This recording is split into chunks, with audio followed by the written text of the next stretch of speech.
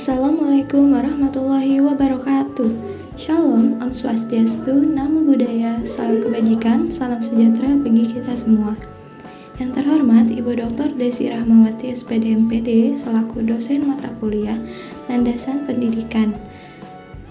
Halo semua, perkenalkan nama saya Adelia Putri Mauziah dari Prodi Pendidikan Ekonomi Fakultas Ekonomi Universitas Negeri Jakarta. Dalam video ini saya akan membahas tentang resensi dari buku yang saya baca. Oke, pada slide pertama ada identitas buku.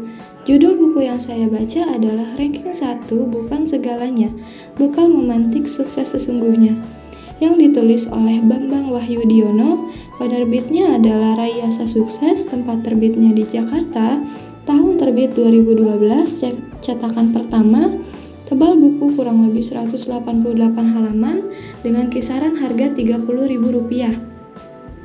Editornya Bapak Andriansyah, desain sampul Yudi Haryanto, ukuran buku dengan panjang 20 cm dan lebar 14 cm. Oke, pada slide selanjutnya ada biografi penulis. Bambang Wahyudiono lahir pada bulan Maret 1968 di Malang, Jawa Timur.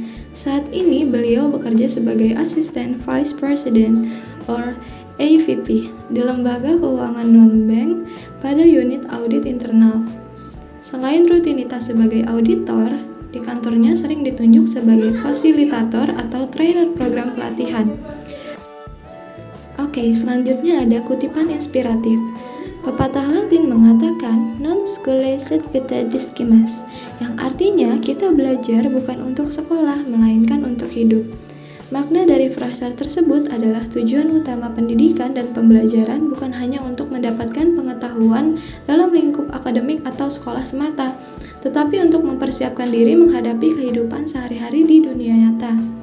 Dalam konteks ini, frasa tersebut menekankan bahwa pelajaran yang kita dapatkan di luar universitas, seperti pengalaman hidup, keterampilan interpersonal, dan wawasan praksis, sama pentingnya dengan apa yang kita pelajari di dalam lingkungan akademik. Frasa ini juga mencerminkan bahwa pembelajaran tidak hanya sebatas pada sekolah periode formal, tetapi harus terus berlanjut sepanjang hidup agar untuk terus tumbuh dan berkembang dalam menghadapi berbagai rintangan atau tantangan yang mungkin akan muncul dalam kehidupan kita sehari-hari.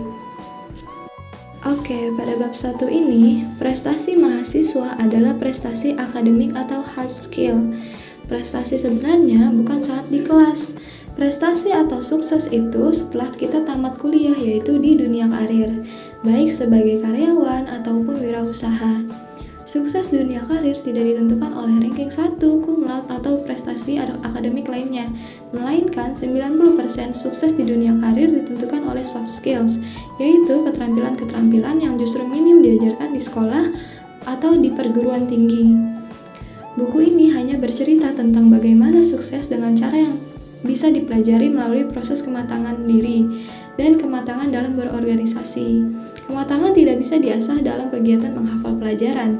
Kematangan hanya bisa diperoleh dengan praktik-praktik nyata, terutama di luar kelas.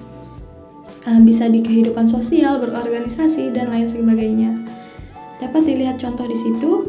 Untuk menjadi seorang manajer tidak cukup hanya mahir kemampuan teknis saja. Manajer juga harus punya kemampuan leadership, kerjasama yang baik, komunikasi, dan kemampuan mempengaruhi orang lain atau influencing people. Oke, bab 2. Makna keseluruhan pada bab ini adalah suksesan dalam hidup, terutama dalam karir, melibatkan faktor-faktor yang jauh lebih kompleks daripada sekedar prestasi akademik atau peringkat sekolah. Soft skills, kemampuan beradaptasi, dan kemampuan kepemimpinan seringkali lebih berpengaruh dalam mencapai tujuan di dunia kerja. Bab 3, makna keseluruhannya ini merujuk pada serangkaian tindakan dan pertimbangan yang penting dalam pengembangan karir seseorang, mulai dari mengatasi hambatan diri, pemilihan tempat kerja yang tepat, hingga pengembangan kompetensi dan pertimbangan untuk menjadi seorang wirausaha. Hal ini menekankan pentingnya perencanaan dan pembuatan keputusan yang baik dalam perjalanan karir seseorang.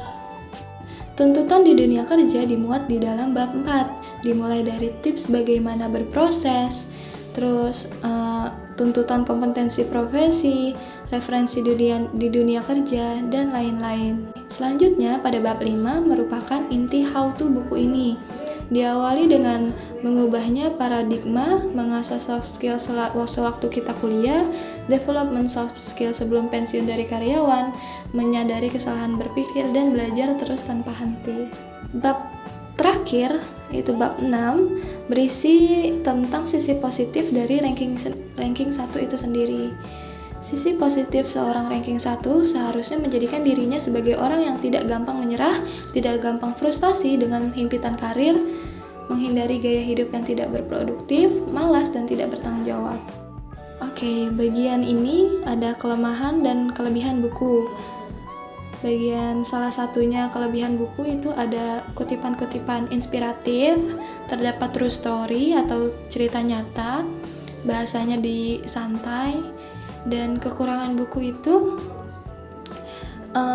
pertama itu ada banyak penggunaan istilah bahasa Inggris, jadi orang yang kurang mengerti bahasa Inggris butuh menyesuaikan. Baik, selanjutnya ada kesimpulan. Isi buku tersebut menyimpulkan bahwa prestasi akademik bukanlah jaminan untuk kesuksesan di dunia kerja. Sukses dalam karir lebih banyak ditentukan oleh soft skill, seperti kemampuan kepemimpinan, komunikasi, dan kerjasama. Buku ini membahas bagaimana seseorang bisa meraih kesuksesan dengan mengembangkan kematangan diri dengan soft skills, serta memberikan tips untuk menghadapi berbagai tantangan dalam karir. Selain itu, buku ini juga menekankan pentingnya sikap positif, belajar terus-menerus, dan menghindari sikap malas dan tidak bertanggung jawab. Karena kesuksesan diukur dari berbagai aspek, dan setiap individu memiliki peluang yang sama, tapi tergantung dengan usaha dan kemampuan yang dimiliki.